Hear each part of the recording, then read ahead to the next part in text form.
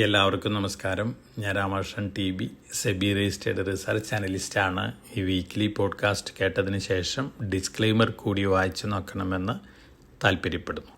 ഒരു ഗ്ലൂമി സെൻറ്റിമെൻറ്റിലാണ് ഈ വർഷത്തെ ഈസ്റ്റർ ആഘോഷങ്ങളെല്ലാം നടക്കുന്നത്. എന്നിരുന്നാലും എല്ലാവർക്കും ഈസ്റ്റർ ആശംസകൾ നേരാണ്.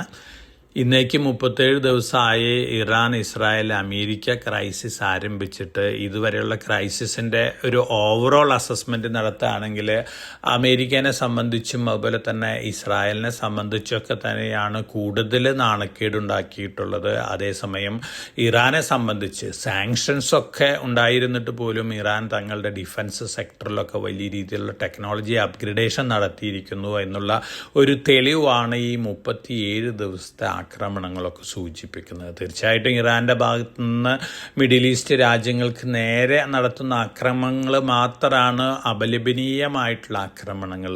അല്ലെങ്കിൽ ഇറാൻ സ്വന്തം ചെറുത്തുനിൽപ്പിന് വേണ്ടി മാത്രമാണ് ഫൈറ്റ് ചെയ്യുന്നത് എന്നുള്ള ഒരു വിലയിരുത്തലായിരിക്കാം നമുക്ക് ഈ സിറ്റുവേഷനിൽ നടത്താനായിട്ട് സാധിക്കുന്നത്. എന്നിരുന്നാലും മറ്റ് രാജ്യങ്ങൾ ആക്രമിക്കുന്നത്, ഹോർമുസ് കടലിടുക്കിൽ കൂടെയുള്ള ഷിപ്പുകളുടെ വ്യാപാരമൊക്കെ ബ്ലോക്ക് ചെയ്യുന്നത് തീർച്ചയായിട്ടും നെഗറ്റീവായിട്ടുള്ളൊരു ഇമ്പാക്റ്റാണ് പൊതുവെ ഇറാന് മേൽ നൽകിയിട്ടുള്ളത്. പക്ഷേ ഇന്ത്യനെ സംബന്ധിച്ച് ഇറാൻ വളരെ പോസിറ്റീവായിട്ടുള്ള റിയാക്ഷൻസും ഡിസിഷൻസാണ് എടുത്തുകൊണ്ടിരിക്കുന്നത്. ഇന്ത്യയിലേക്കുള്ള കപ്പലുകളെയൊക്കെ ഒരു ബുദ്ധിമുട്ടും ഇല്ലാതെ യാത്ര ചെയ്യാനായിട്ട് ഇറാൻ അനുവദിച്ചിട്ടുണ്ട്. ഒപ്പം ഇറാഖിൽ നിന്നുള്ള കപ്പലുകളെ കൂടെ അത്തരത്തിൽ വളരെ ഫ്രീ ആയിട്ട് സഞ്ചരിക്കാനുള്ള അനുമതി ഇറാൻ ഇന്ന് മുതൽ നൽകിയിട്ടുണ്ട്. ഒപ്പം ജപ്പാൻ, അതുപോലെ തന്നെ ചൈന, പാകിസ്ഥാൻ ഈ രാജ്യങ്ങളുടെ ഷിപ്പുകൾക്ക്, ഫ്രാൻസിലെ ഷിപ്പുകൾക്കൊക്കെ ഹോർമുസ് കടലിടുക്കിൽ കൂടെ യാത്ര ചെയ്യാമെന്നുള്ള ഒരു തീരുമാനം തന്നെയാണ് ഇറാൻ എടുത്തിരിക്കുന്നത്. മറിച്ച് അമേരിക്ക, ഇസ്രായേൽ, അതുപോലെ തന്നെ അവരെ സപ്പോർട്ട് ചെയ്യുന്ന രാജ്യങ്ങളിലെ ഷിപ്പുകൾക്ക് മാത്രമാണ് പ്രോഹിബിഷൻ ഏർപ്പെടുത്തിയിരിക്കുന്ന റിപ്പോർട്ടുകളൊക്കെ ഉണ്ട്. തീർച്ചയായിട്ടും ഇപ്പോഴത്തെ ഒരു സിറ്റുവേഷൻ വെച്ച് നോക്കുകയാണെങ്കിൽ, ആക്രമണത്തിൻ്റെ ഒരു തോതൊക്കെ വെച്ച് നോക്കുകയാണെങ്കിൽ അടുത്ത ദിവസങ്ങളിൽ ഒരുപക്ഷെ ഒരു സെറ്റിൽമെൻ്റ് ഒക്കെ വന്നേക്കാം. അതോടൊപ്പം തന്നെ അമേരിക്കൻ പ്രസിഡന്റ് ഇന്നലെ അൾട്ടിമേറ്റം കൊടുത്തിട്ടുണ്ട്. വിത്തിൻ 48 hours ഇറാൻ ഒരു സെറ്റിൽമെൻറ്റിലെത്തണം, അല്ലെങ്കിൽ സീസ് ഫയർ അനൗൺസ് ചെയ്യണമെന്നൊക്കെ, അല്ലെങ്കിൽ ഇറാൻ നേരിടാൻ പോകുന്ന ഭവിഷ്യത്ത് വളരെ വലുതായിരിക്കും എന്നൊക്കെയാണ് അമേരിക്കൻ പ്രസിഡന്റ് പറഞ്ഞിരിക്കുന്നത്. അമേരിക്കൻ പ്രസിഡന്റ് ആയ കാരണം എപ്പോൾ വേണമെങ്കിലും മാറ്റി പറയാം. അതുകൊണ്ട് തന്നെ നമ്മളെ സംബന്ധിച്ച് അടുത്ത ദിവസങ്ങളിലെ ആക്ടിവിറ്റീസ് തന്നെയാണ് വളരെ സൂക്ഷ്മതയോടുകൂടി വീക്ഷിക്കേണ്ടത്. വലിയ രീതിയിൽ സംഘർഷം വീണ്ടും വഷളാവുമോ എന്നുള്ള കാര്യം നമുക്ക് കാത്തിരുന്ന് കാണണം. ഇറാനിലെ ബുഷേർ ന്യൂക്ലിയർ പവർ പ്ലാന്റിന് അടുത്തൊക്കെ വീണ്ടും ഇസ്രായേലും അമേരിക്കയൊക്കെ ആക്രമണം നടത്തിയിട്ടുണ്ട്. മൈനർ റേഡിയേഷൻസ് ഒക്കെ ഉണ്ടായി തുടങ്ങിയിരിക്കുന്ന റിപ്പോർട്ടുകളുണ്ട്. അതോടൊപ്പം തന്നെ ഇറാൻ മറ്റ് രാജ്യങ്ങളോടും അതുപോലെ തന്നെ ഐക്യരാഷ്ട്രസഭയോടൊക്കെ അഭ്യർത്ഥിച്ചിട്ടുണ്ട് ഇത്തരത്തിലുള്ള ആക്രമണങ്ങൾ തീർച്ചയായിട്ടും മിഡിൽ ഈസ്റ്റിലെ വലിയ രീതിയിൽ ആറ്റമിക് റേഡിയേഷൻസ് വരുത്തും. അത് ഹ്യൂമൻ ബീയിങ്സിനും അതാത് രാജ്യങ്ങൾക്കൊക്കെ ദോഷമായിരിക്കും എന്ന തരത്തിലുള്ള റിപ്പോർട്ടും ഇറാൻ നൽകിയിട്ടുണ്ട്. തീർച്ചയായിട്ടും ഇത്തരത്തിൽ വലിയ രീതിയിൽ റേഡിയേഷനൊക്കെ വരികയാണെങ്കിൽ നെഗറ്റീവായിട്ട് മിഡിൽ ഈസ്റ്റ് രാജ്യങ്ങളെ തന്നെയാണ് ഇത് ഇമ്പാക്റ്റ് ചെയ്യാൻ പോകുന്നത്. തീർച്ചയായിട്ടും മിഡിൽ ഈസ്റ്റിൽ എന്ത് നെഗറ്റീവ് ഇമ്പാക്റ്റ് ഉണ്ടായാലും അത് ഏറ്റവും കൂടുതൽ ഇമ്പാക്റ്റ് ചെയ്യാൻ പോകുന്നത് ഇന്ത്യനെ തന്നെയാണ്. അതുപോലെ തന്നെ മിഡിൽ ഈസ്റ്റിൽ എന്ത് പോസിറ്റീവ് ഇമ്പാക്റ്റ് ഉണ്ടായാലും ഏറ്റവും കൂടുതൽ പോസിറ്റീവ് ഇമ്പാക്റ്റും നമുക്ക് തന്നെയാണ് ലഭിക്കാൻ പോകുന്നത്. അപ്പോൾ ഇന്ത്യ മിഡിൽ ഈസ്റ്റിൻ്റെ, അതുപോലെ തന്നെ മിഡിൽ ഈസ്റ്റ് ഇന്ത്യയുടെ ഒരു ഭാഗമായിട്ടാണ് ഇപ്പോഴത്തെ എക്കണോമിക് ആക്ടിവിറ്റീസും മറ്റ് കോപ്പറേഷൻസൊക്കെ വെച്ച് നോക്കുമ്പോൾ നമുക്ക് വിലയിരുത്താനായിട്ട് സാധിക്കുക.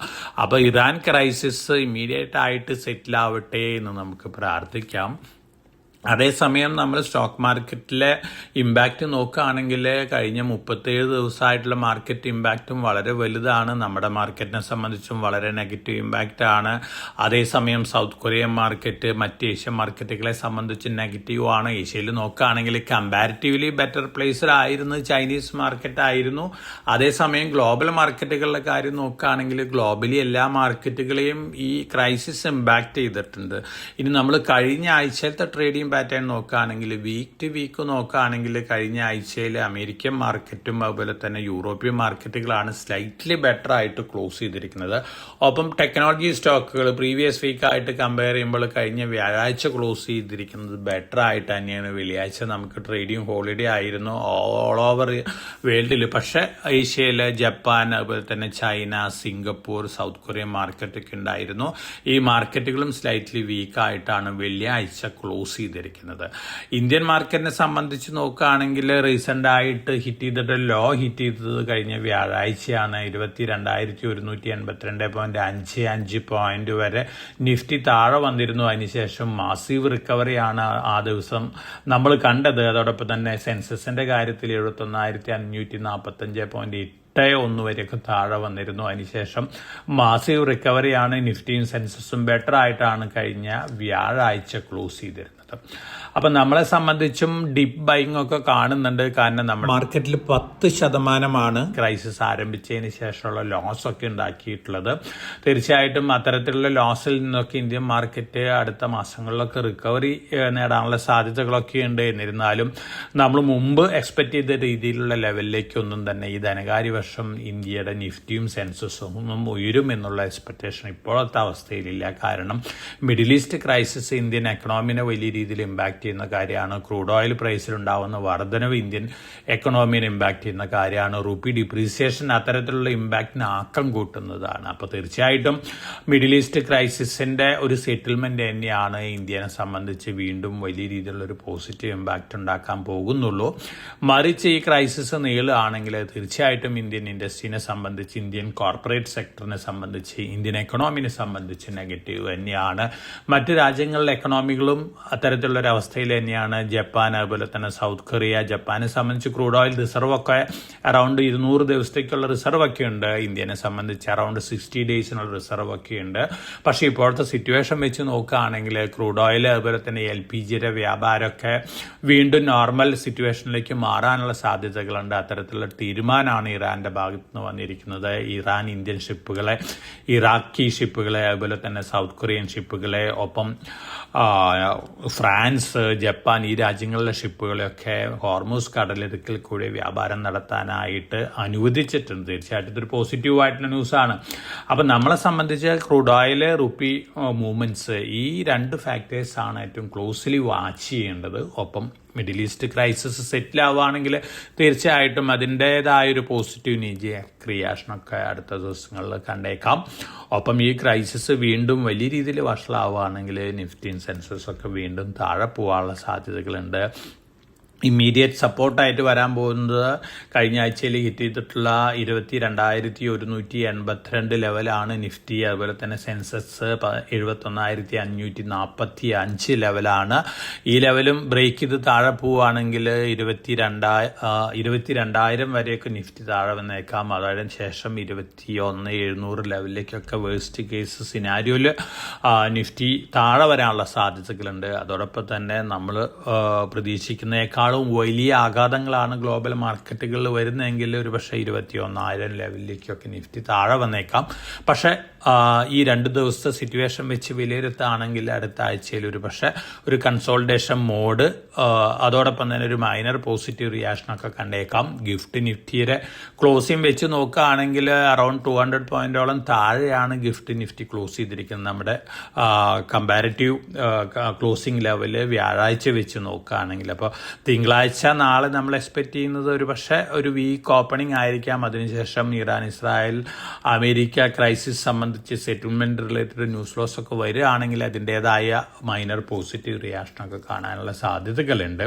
അതോടൊപ്പം തന്നെ നമ്മൾ കമോഡിറ്റി സെഗ്മെന്റ് നോക്കുകയാണെങ്കിൽ ഗോൾഡ് കഴിഞ്ഞ ആഴ്ചയിലും നല്ല വൊളാറ്റിലിറ്റി ഒക്കെ കാണിച്ചിരുന്നു. $4,801.3 പെർ ഔൺസ് വരെയൊക്കെ പീക്ക് ഹിറ്റ് ചെയ്തിരുന്നു. കഴിഞ്ഞ ആഴ്ചയിൽ $4,676 പെർ ഔൺസിനാണ് ക്ലോസ് ചെയ്തിരിക്കുന്നത്. സിൽവറും അത്തരത്തിലുള്ള വൊളാറ്റിലിറ്റി കാണിച്ചിരുന്നു. $70.9 പെർ ഔൺസ് ആണ് ക്ലോസ് ചെയ്തിരിക്കുന്നത്. ഒപ്പം അലുമിനിയം, അതുപോലെ തന്നെ കോപ്പർ, സിങ്ക്, ഈ കമോഡിറ്റികളിലൊക്കെ ഒരു പോസിറ്റീവ് മൊമെന്റ് ഒക്കെ ഉണ്ട്. എന്നിരുന്നാലും വൊളാറ്റിലിറ്റി ഒക്കെ ഉണ്ട് ഈ കമോഡിറ്റികളിലും. ബ്രന്റ് ക്രൂഡ് ഓയിലിന്റെ കാര്യം നോക്കുകയാണെങ്കിൽ വീണ്ടും വ്യാഴാഴ്ച ബെറ്റർ ആയിട്ടാണ് ക്ലോസ് ചെയ്തിരിക്കുന്നത്. $110 പെർ ബാരലിനാണ് ബ്രന്റ് ക്രൂഡ് ഓയിൽ ക്ലോസ് ചെയ്തിരിക്കുന്നത്. പ്രീവിയസ് ഡേ ആയിട്ട് കമ്പയർ ചെയ്യുകയാണെങ്കിൽ സ്ലൈറ്റ്ലി ബെറ്റർ തന്നെയാണ്. ഇതിന് പ്രധാനപ്പെട്ട കാരണം ഈ സംഘർഷം വലിയ രീതിയിൽ വീണ്ടും വഷളാവുന്നു എന്നുള്ള എക്സ്പെക്ടേഷനാണ്. ഒപ്പം നമ്മൾ ഇന്ത്യൻ റുപ്പിയുടെ കാര്യം നോക്കുകയാണെങ്കിൽ കഴിഞ്ഞ ആഴ്ചയിൽ ഇന്ത്യൻ റുപ്പി റെക്കോർഡ് ലോ ഒക്കെ ഹിറ്റ് ചെയ്തിരുന്നു. 95.2 രൂപ പെർ ഡോളർ വരെയൊക്കെ ഹിറ്റ് ചെയ്തിരുന്നു. അതിനുശേഷം മാസീവ് റിക്കവറിയാണ് ഇന്ത്യൻ റുപ്പിയുടെ കാര്യത്തിൽ കണ്ടത്. ഇതിന് പ്രധാനപ്പെട്ട കാരണം റിസർവ് ബാങ്കിൻ്റെ ഭാഗത്തു നിന്ന് വന്നിട്ടുള്ള ഡിസിഷൻ ആയിരുന്നു. Reserve bank non deliverable futures അല്ലെങ്കിൽ ഡെറിവേറ്റീവ് കോൺട്രാക്റ്റുകളൊക്കെ ബാൻ ചെയ്തിരിക്കുകയാണ്. റുപ്പി ഇനി ആരും തന്നെ സ്പെക്കുലേറ്റീവ് പർപ്പസിന് വേണ്ടി യൂസ് ചെയ്യേണ്ട, മറിച്ച് ഹെഡ്ജിങ് പർപ്പസിന് മാത്രമായിട്ട് യൂസ് ചെയ്താൽ മതി എന്നുള്ളൊരു ഡിസിഷനാണ് RBI എടുത്തിരിക്കുന്നത്. ഒപ്പം ബാങ്കുകളുടെ ഡോളർ ഹോൾഡിംഗ് ലിമിറ്റൊക്കെ കൺട്രോൾ ചെയ്തിരുന്നു. $100 മില്യൺ പെർ ഡേയിലേക്ക് താഴ്ത്തിയിരുന്നു. അതോടൊപ്പം തന്നെ കറൻസി മാർക്കറ്റ് ഗ്ലോബലി നോക്കുകയാണെങ്കിൽ വലിയ മാർക്കറ്റാണ്. ഇന്ത്യൻ കറൻസിയുടെ വ്യാപാര തോത് ഒരു ദിവസത്തെ നോക്കുകയാണെങ്കിൽ $149 ബില്യൺ വർത്ത് ഇന്ത്യൻ റുപ്പിയുടെ വ്യാപാരം നടക്കുന്നുണ്ട്. ജോർജ് സോറോസിൻ്റെ ഇൻസ്റ്റിറ്റ്യൂഷൻസ് പോലുള്ള ഇൻസ്റ്റിറ്റ്യൂഷൻസൊക്കെ ഇന്ത്യൻ റുപ്പി ഡെറിവേറ്റീവ് കോൺട്രാക്റ്റുകളിൽ ഷോർട്ട് പൊസിഷനൊക്കെ ധാരാളം ക്രിയേറ്റ് ചെയ്തിരുന്നു. അപ്പോൾ തീർച്ചയായിട്ടും RBIയുടെ ഭാഗത്തു നിന്നുണ്ടായിട്ടുള്ള ഡിസിഷൻ വളരെ വളരെ ഇമ്പോർട്ടൻ്റ് ആണ്. റുപ്പി ഈ RBIയുടെ ഡിസിഷൻ, അതായത് നോൺ ഡെലിവറബിൾ കറൻസി കോൺട്രാക്റ്റുകൾ ബാൻ ചെയ്തതിന് ശേഷം റുപ്പിയുടെ റിക്കവറി 95.2 നിന്ന് 92.83 വരെയൊക്കെ റിക്കവറി നടത്തിയിരുന്നു.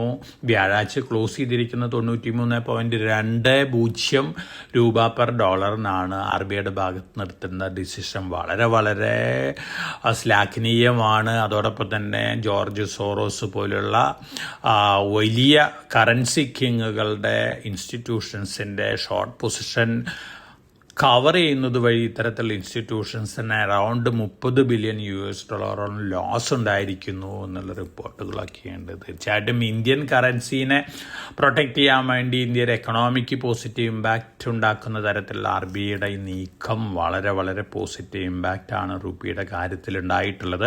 അതുകൊണ്ട് തന്നെ റുപ്പി മൂവ്മെൻ്റ് അടുത്ത ദിവസങ്ങളിൽ നമ്മൾ വാച്ച് ചെയ്യണം. ഗവൺമെൻറ് വലിയ രീതിയിലാണ് റുപ്പീനെ സപ്പോർട്ട് ചെയ്യുന്നത്, RBI വലിയ രീതിയിലാണ് സപ്പോർട്ട് ചെയ്യുന്നത്.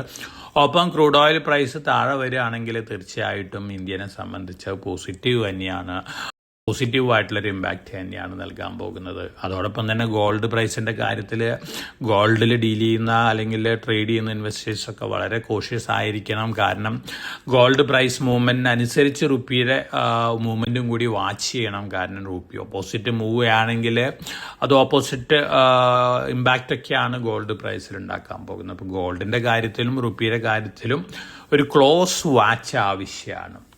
ഇതൊക്കെയാണ് commodity market related news flows. ഇനി ഗോൾഡിൻ്റെ ETF സെല്ലിംഗ് ഡാറ്റ വന്നിട്ടുണ്ട്. മാർച്ച് 27 അവസാനിക്കുന്ന ആഴ്ചയിൽ ഗ്ലോബലി ETF സെല്ലേഴ്സ് തന്നെയാണ്. മാർച്ച് മാസത്തിൽ ഇതുവരെ അറൗണ്ട് 88 ടൺസാണ് ETF വിറ്റിരിക്കുന്നത്. അതോടൊപ്പം തന്നെ ഫെബ്രുവരി മാസത്തെ സെൻട്രൽ ബാങ്കുകളുടെ ബൈയിങ് ഡാറ്റയും വന്നിട്ടുണ്ട്. 19 ടൺസാണ് സെൻട്രൽ ബാങ്കുകൾ ഫെബ്രുവരി മാസത്തിൽ വാങ്ങിയിട്ടുള്ളത്. എല്ലാവരും എക്സ്പെക്ട് ചെയ്തിരുന്നത് ഒരുപക്ഷെ സെൻട്രൽ ബാങ്കുകൾ ഫെബ്രുവരി മാസത്തിൽ സെല്ലേഴ്സ് ആയിരിക്കുമോ എന്നുള്ളൊരു കാര്യമായിരുന്നു. പക്ഷേ ബയേഴ്സാണ്.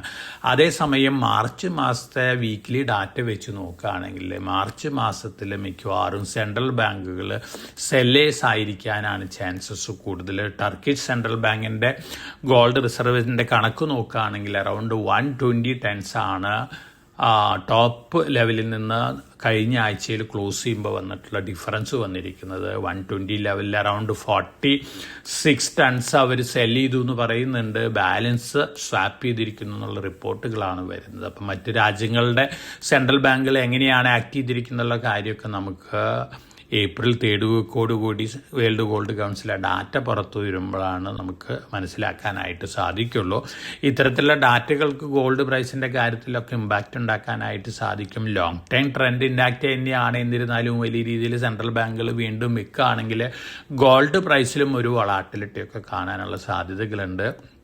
വലിയ രീതിയിലുള്ള മാസീവ് സെൽ ഓഫ് ആണ് സെൻട്രൽ ബാങ്കുകൾ നടത്തുന്നതെങ്കിൽ തീർച്ചയായിട്ടും ഗോൾഡ് വീണ്ടും ഒക്കെ താഴെ പോയേക്കാം.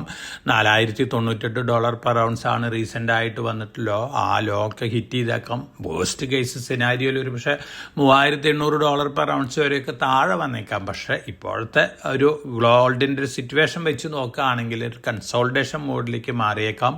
അതോടൊപ്പം തന്നെ ഈ ക്രൈസിസ് വലിയ രീതിയിൽ വീണ്ടും വഷളാവുകയാണെങ്കിൽ സേഫ് ഹെവൻ അസറ്റ് എന്നുള്ള രീതിയിൽ വീണ്ടും ഇൻവെസ്റ്റേഴ്സ് ഗോൾഡിലൊക്കെ ഇൻവെസ്റ്റ്മെൻറ്റ് സ്റ്റാർട്ട് ചെയ്തേക്കാം എന്നുള്ള റിപ്പോർട്ടുകളുണ്ട്. അപ്പം $USD മൂവ്മെൻറ്റും നമ്മൾ വാച്ച് ചെയ്യണം. ഗോൾഡിനെ സംബന്ധിച്ച് നമുക്ക് ഒപ്റ്റിമിസ്റ്റിക് ആയിട്ടൊരു വ്യൂ തന്നെയാണ്. എന്നിരുന്നാലും ടെമ്പററി ആയിട്ടൊരു വൊളാറ്റിലിറ്റി ഒക്കെ ഗോൾഡിൻ്റെ കാര്യത്തിൽ നമുക്ക് എക്സ്പെക്റ്റ് ചെയ്യാനായിട്ട് സാധിക്കും. ഇനി മറ്റു ന്യൂസ് ഫ്ലോസ് പൊതുവെ നോക്കുകയാണെങ്കിൽ സ്പേസ് എക്സിൻ്റെ IPO പേപ്പേഴ്സ് ഫയൽ ചെയ്തിട്ടുണ്ട് അമേരിക്കയിൽ. സ്പേസ് എക്സ് എന്ന് പറയുമ്പോൾ സ്റ്റാർലിങ്ക് ഉണ്ട്, അതുപോലെ തന്നെ ഗ്രോക്ക് AI ഉണ്ട്, ഒപ്പം സ്പേസ് എക്സും കൂടി മെർജ് ചെയ്തിട്ടുള്ള എൻറ്റിറ്റിയാണ്. 1.75 ട്രില്യൺ ആണ് ഈ കമ്പനിയുടെ വാല്യുവേഷൻ വരുന്നത്. ഈ കമ്പനിയുടെ IPO അടുക്കുന്നതോട് കൂടിയിട്ട് എലോൺ മസ്ക് ലോകത്തിലത്തെ ആദ്യത്തെ ട്രില്യണയറായിട്ട് മാറാൻ പോവുകയാണ്. ഈ IPOയിൽ കൂടെ സ്വരൂപിക്കാനായിട്ട് ഉദ്ദേശിച്ചിട്ടുള്ളത് 40 ബില്യൺ മുതൽ 80 ബില്യൺ വരെ $USD ആണ്. അങ്ങനെ വരുമ്പോൾ ഇതിൻ്റെ വാല്യുവേഷൻ $2 ട്രില്യൺ മുകളിലേക്ക് പോകാനുള്ള സാധ്യതകളുണ്ട്. ലോകത്തിലെ ഏറ്റവും വലിയ IPO ആയി മാറാൻ പോവുകയാണ്. ഇതുവരെയുള്ള കണക്കുകൾ നോക്കുകയാണെങ്കിൽ 2019 പുറത്ത് വന്നിട്ടുള്ള സൗദി ആരാംകോയുടെ IPO ആയിരുന്നു ഏറ്റവും വലിയ IPO. $25.6 ബില്യൺ ആണ് അവർ റേസ് ചെയ്തിട്ടുള്ളത്. സ്പേസ് എക്സ് ഒരു പക്ഷേ റേസ് ചെയ്യാൻ പോകുന്നത് അറൗണ്ട് $75 ബില്യൺ ആയിരിക്കും എന്നാണ് പറയുന്നത്. അപ്പോൾ എലോൺ മസ്ക് ആദ്യത്തെ ട്രില്യണറായിട്ട് മാറാൻ പോവുകയാണ്. അതോടൊപ്പം തന്നെ ലോകത്തെ ഏറ്റവും വലിയ IPOയും കൂടി അടുത്ത മാസങ്ങളിൽ അമേരിക്കയിൽ ഇഷ്യൂ നടത്താൻ പോവുകയാണ്. തീർച്ചയായിട്ടും ഇത് ഗ്ലോബലി വലിയ പോസിറ്റീവ് ഇമ്പാക്റ്റ് ഉണ്ടാക്കുന്ന ഒരു കാര്യം തന്നെയാണ്. ഇത്തരത്തിലുള്ള അല്ലെങ്കിൽ സ്പേസ് റിലേറ്റഡ് കമ്പനികളെ സംബന്ധിച്ച് ഇതിൻ്റെ വാല്യുവേഷൻ മറ്റ് കമ്പനികൾക്കും ഒരു പോസിറ്റീവ് ഇമ്പാക്റ്റ് നൽകാനുള്ള സാധ്യതകൾ കൂടുതലാണ്.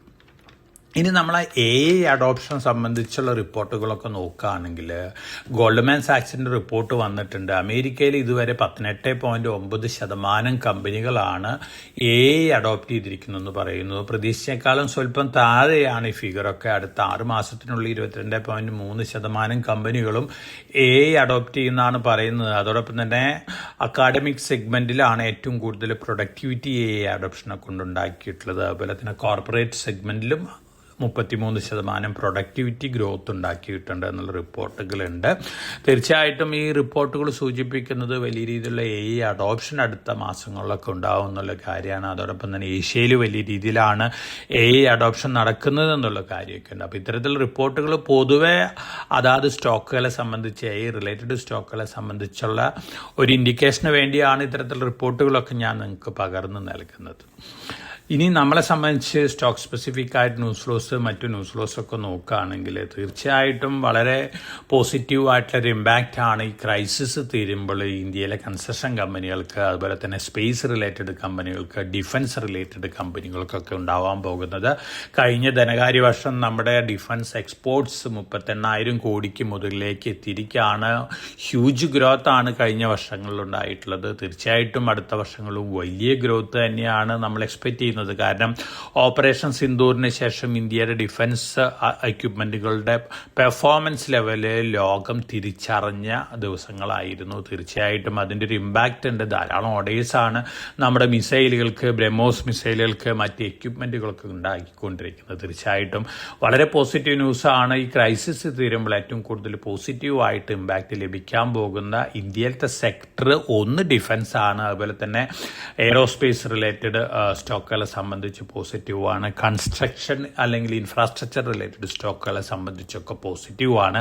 ഇത്തരത്തിലുള്ള സ്റ്റോക്കുകളുടെ ലിസ്റ്റൊക്കെ നോക്കുകയാണെങ്കിൽ തീർച്ചയായിട്ടും ആസാദ് എഞ്ചിനീയറിംഗ്, അതുപോലെ തന്നെ Himachal futuristic communication limited, data patterns, Bharat electronics limited, അതോടൊപ്പം തന്നെ LNT, വാട്ടർ ഇൻഫ്രാസ്ട്രക്ചർ രംഗത്തുള്ള വാടെക് വാബാഗ്, ഇൻഫ്രാസ്ട്രക്ചർ രംഗത്തുള്ള മറ്റ് കമ്പനികളുണ്ട്. ഓവർസീസ് ഓർഡേഴ്സ് കൂടുതൽ ബാഗ് ചെയ്യുന്ന കമ്പനിയാണ്. ഒന്ന് LNT ആണ്, മറ്റൊരു കമ്പനി KEC ഇന്റർനാഷണൽ ആണ്, കൽപ്പതരു, പ്രൊജക്ട് ഇന്റർനാഷണൽ ഒക്കെ ഉണ്ട്. അപ്പോൾ ഈ കമ്പനികളെ സംബന്ധിച്ചൊക്കെ വളരെ പോസിറ്റീവാണ്. ഒപ്പം പവർ സെക്ടർ കമ്പനികളെ സംബന്ധിച്ചും പോസിറ്റീവായിട്ടുള്ള ഇമ്പാക്റ്റ് ആണ് നമ്മൾ ഈ ക്രൈസിസ് തീരുമ്പോൾ എക്സ്പെക്റ്റ് ചെയ്യുന്നത്.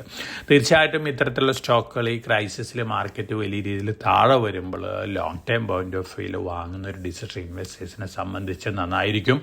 അപ്പം കഴിഞ്ഞ മാസത്തെ ഓട്ടോ സെയിൽസ് ഫിഗേഴ്സ് നോക്കുകയാണെങ്കിൽ എക്സലന്റ് ഫിഗേഴ്സ് തന്നെയാണ് എല്ലാ കമ്പനികളും പുറത്ത് വിട്ടിരിക്കുന്നത്. ഔട്ട്സ്റ്റാൻഡിങ് ഫിഗേഴ്സ് എന്ന് പറയുകയാണെങ്കിൽ തീർച്ചയായിട്ടും ഫോഴ്സ് മോട്ടേഴ്സ്, അതുപോലെ തന്നെ Eicher Motors, M&M, Tata Motors, commercial vehicles, ഈ കമ്പനികളൊക്കെയാണ് ഔട്ട്സ്റ്റാൻഡിങ് ഫിഗേഴ്സൊക്കെ പുറത്ത് വിട്ടിരിക്കുന്നത്. അപ്പോൾ മാർക്കറ്റ് വോളാറ്റിലിറ്റിയിൽ താഴെ വരിക, അതുപോലെ തന്നെ ക്രൈസിസ് സെറ്റിൽ ആവുന്ന സമയങ്ങളിലൊക്കെ ഇത്തരത്തിലുള്ള സ്റ്റോക്കുകളൊക്കെ നല്ല രീതിയിൽ മുന്നേറാനുള്ള സാധ്യതകളുണ്ട്. അപ്പോൾ ഇത്തരത്തിലുള്ള സ്റ്റോക്കുകളിലൊക്കെ ഒരു കണ്ണ് വെക്കുന്നത് നന്നായിരിക്കും. അതോടൊപ്പം തന്നെ NBCC കഴിഞ്ഞ മാസങ്ങളിലൊക്കെ അവർ UAE അല്ലെങ്കിൽ മിഡിൽ ഈസ്റ്റ് എൻട്രി ഒക്കെ അനൗൺസ് ചെയ്തിരുന്നു. അൺഫോർച്ചുനേറ്റ്ലി ക്രൈസിസ് വന്നപ്പോൾ എൻട്രി ഒക്കെ ഡിലേ ആയിട്ടുണ്ടാവാം. അതേസമയം NBCCയുടെ ഗൈഡൻസ് ഒക്കെ വന്നിരിക്കുന്നത് വളരെ വലിയ ഗൈഡൻസ് ആണ് നൽകിയിട്ടുള്ളത്. കഴിഞ്ഞ ധനകാര്യ വർഷം 14,000 കോടിയായിരുന്നു ടേൺ ഓവർ. ഇപ്പോൾ റണ്ണിങ് ഇയർ, അതായത് ഈ ധനകാര്യ വർഷം എക്സ്പെക്ട് ചെയ്യുന്നത് 18,000 കോടിയാണ്. അതോടൊപ്പം തന്നെ ക്രൈസിസ് മാറി മിഡിൽ ഈസ്റ്റിൽ നിന്നൊക്കെ ധാരാളം ഇൻഫ്രാസ്ട്രക്ചർ ഓർഡേഴ്സ് ലഭിക്കാൻ സാധ്യതയുള്ള ഒരു PSU കമ്പനിയാണ് NBCC. അപ്പോൾ ഈ ഓഹരിയിലും ഒന്ന് കണ്ണ് വെക്കുന്ന കാര്യം നന്നായിരിക്കും. ഇതൊക്കെയാണ് പൊതുവേ ഉള്ള ന്യൂസ് ഫ്ലോസ്. ഇനി അമേരിക്കയിലത്തെ ഡിഫൻസ് റിലേറ്റഡ് ന്യൂസ് ഫ്ലോസ് വന്നുകൊണ്ടിരിക്കുന്നത് സൂചിപ്പിക്കുന്നത് അമേരിക്ക ഇതുവരെ ഉണ്ടാക്കിയിട്ടുള്ള ഹൈ എൻഡ് മിസൈലുകളൊക്കെ, ആ മിസൈലുകളിൽ 2/3 ഇറാനിലത്തെ ക്രൈസിസിന് വേണ്ടിയാണ് നീക്കി വെച്ചിരിക്കുന്നതാണ് പറയുന്നത്. അപ്പോൾ അമേരിക്കനെ സംബന്ധിച്ച് വലിയ ക്രൈസിസ് മറ്റ് രാജ്യങ്ങളൊക്കെ ആയിട്ടുണ്ടാവുകയാണെങ്കിൽ ഇത്തരത്തിലുള്ള കണ്ടിൻജൻസി മെഷേഴ്സ് നേരിടാനുള്ള ആയുധങ്ങൾ കുറവുണ്ട് എന്നുള്ള റിപ്പോർട്ടുകളൊക്കെ വരുന്നുണ്ട്. തീർച്ചയായിട്ടും ഇത് അമേരിക്കനെ സംബന്ധിച്ച് മോശമാണ്. അതേസമയം അവിടുത്തെ കമ്പനികളുണ്ട്, ലോക്ഹീഡ് മാർട്ടിൻ, അവരൊക്കെയാണ് പാട്രിയോട്ട് മിസൈൽസ് ഒക്കെ ഉണ്ടാക്കുന്നത്. അതുപോലെ തന്നെ ഫൈറ്റർ ജെറ്റുകൾ ഉണ്ടാക്കുന്ന കമ്പനികളൊക്കെയാണ് ലോക്ഹീഡ് മാർട്ടിൻ. അതുപോലെ തന്നെ ഇന്റർസെപ്റ്റേഴ്സ് ഉണ്ടാക്കുന്ന കമ്പനിയാണ് RTS കോർപ്പറേഷൻ. ഈ കോർപ്പറേഷനുകൾക്കുള്ള ഓർഡേഴ്സ് വലിയ രീതിയിലാണ് അമേരിക്കൻ ഗവൺമെന്റ് ഇൻക്രീസ് ചെയ്തുകൊണ്ടിരിക്കുന്നത്. അപ്പോൾ തീർച്ചയായിട്ടും ഇത്തരത്തിലുള്ള കമ്പനികളെ സംബന്ധിച്ച് പോസിറ്റീവാണ്. അപ്പോൾ ലോങ് റണ്ണിൽ ഓവർസീസ് സ്റ്റോക്കുകളിൽ ഇൻവെസ്റ്റ് ചെയ്യുന്ന ഇൻവെസ്റ്റേഴ്സിനെ കൺസിഡർ ചെയ്യാവുന്ന സ്റ്റോക്കുകളാണ് RTS കോർപ്പറേഷൻ, അതുപോലെ തന്നെ ലോക്ഹീഡ് മാർട്ടിനൊക്കെ. അപ്പോൾ ഓവർസീസ് ഇൻവെസ്റ്റ് ചെയ്യുന്ന ഇൻവെസ്റ്റേഴ്സിന് ഈ സ്റ്റോക്കുകളും ഒന്ന് വാച്ച് ചെയ്യാവുന്നതാണ്. ഇതൊക്കെയാണ് ഈ ആഴ്ചയിലത്തെ വീക്ക്ലി പോഡ്കാസ്റ്റിൽ എനിക്ക് നിങ്ങൾക്ക് നൽകാനുള്ളത്. അപ്പോൾ വളരെ കോഷ്യസ് ആയിട്ട് മാർക്കറ്റിൽ മൂവ് ചെയ്യുക. ഞാൻ നേരത്തെ സൂചിപ്പിച്ച പോലെ ഈ ക്രൈസിസ് എന്ന് തീരും എന്നുള്ള കാര്യമൊക്കെ നമുക്ക് കാത്തിരുന്ന് കാണണം. കാരണം അമേരിക്കയും ഇറാനും ഇസ്രായേലും തമ്മിലുള്ള ഡിസ്കഷൻ എന്നാണ് സ്റ്റാർട്ട് ചെയ്യാൻ പോകുന്നുള്ള കാര്യം കാത്തിരുന്ന് കാണണം. കാരണം ഡിസ്കഷനിലുള്ള ഇൻവിറ്റേഷനൊക്കെ ഇറാൻ റിജക്റ്റ് ചെയ്തിരുന്നു. ഇനി അടുത്ത ദിവസങ്ങളിൽ ഒരു തീർപ്പ് വരികയാണെങ്കിൽ അതിൻ്റെ ഒരു പോസിറ്റീവ് റിയാക്ഷനൊക്കെ, നീചർക്ക് റിയാക്ഷനൊക്കെ നമുക്ക് കാണാം. അതേസമയം സംഘർഷം വളരെ വഷളായിക്കൊണ്ട് ഇറാനിൽ നിന്നുള്ള ആറ്റമിക് റേഡിയേഷൻസ് മറ്റ് രാജ്യങ്ങളിലേക്കൊക്കെ ഫ്ലോ ചെയ്യുകയാണെങ്കിൽ അത് ഇറാനും ക്രൈസിസ് ആയിരിക്കും, മറ്റ് മിഡിൽ ഈസ്റ്റ് രാജ്യങ്ങൾക്കും ക്രൈസിസ് ആയിരിക്കും. അതോടൊപ്പം തന്നെ ഇന്ത്യനെ സംബന്ധിച്ചും വളരെ നെഗറ്റീവായിരിക്കും. ലോക ജനത അത്തരത്തിലുള്ള ക്രൈസിസ് പോകുന്നു എന്നുള്ള റിപ്പോർട്ടൊക്കെ വരികയാണെങ്കിൽ തീർച്ചയായിട്ടും അതിൻ്റേതായ നീജർക്ക് നെഗറ്റീവ് റിയാക്ഷൻസൊക്കെ മാർക്കറ്റിലുണ്ടാവാം. അത്തരത്തിലുള്ളൊന്നും ഉണ്ടാവാതിരിക്കട്ടെ എന്ന് പ്രാർത്ഥിച്ചുകൊണ്ട് ഈ ആഴ്ചയിലത്തെ പോഡ്കാസ്റ്റ് ഞാനിവിടെ അവസാനിപ്പിക്കുകയാണ്. Thank you.